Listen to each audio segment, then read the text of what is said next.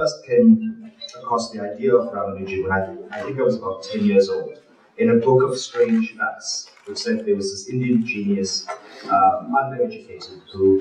I first encountered the story 27 years ago, in 1987, at Heads Up, when I got a call from my agent asking me whether I was interested in writing a book about Ramanujan. And I didn't know who Ramanujan was. I first came across the book.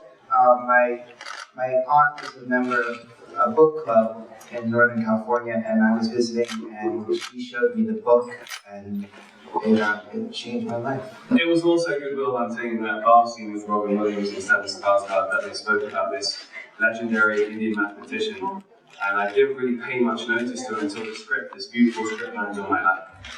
Meeting there with all this film, there was a kind of wired after that moment. Born in South India, I actually grew up here in this wonderful country.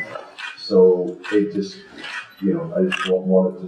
When I first read Robert's book, I was a little intimidated because I wasn't sure and a small grasp of it. So he gave me a glimpse, and then in talking further with him about it, I came to have a somewhat of a basic understanding of at least what they were up against. That said, also we were able to use some of the mathematics. How did you aim to please people who read the book originally? Like when you convert a book into a movie, there's always that, people who read the book, they want that same essence in the movie. So how did you aim to please those people?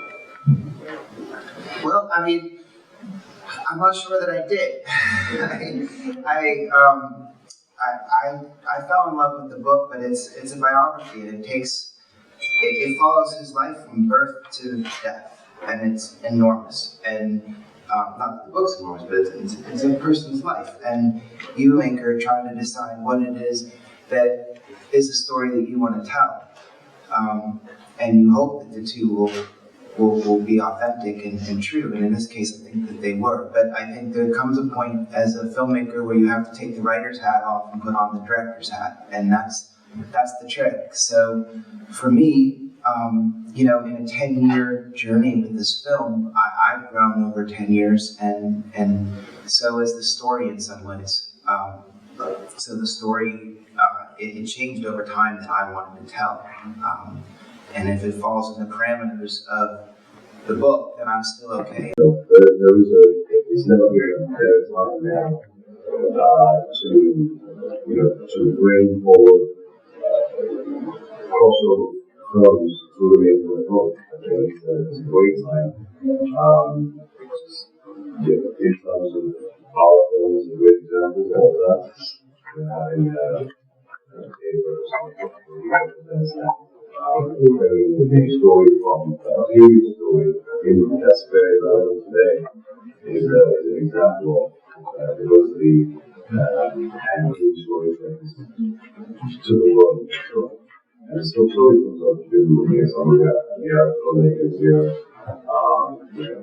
Asian filmmakers, bringing stories to a global platform using East. And like I said as well, it's right from the top. The Academy president was very clear and shared the message on diversity and the not just I heard someone say that an opportunity as filmmakers to open people's minds and challenge people. I think it's hard to make those kinds of films, but I think that they're really important and that there's audiences that are hungry for them. So I hope that there's more and more of them, and I'm so proud that this film is able to have done something a little bit more than just the commercial aspects of it, that it's something that can touch people. It makes you think a little bit. Right.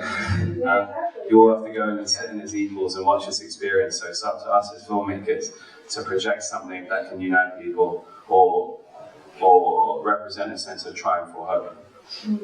All right.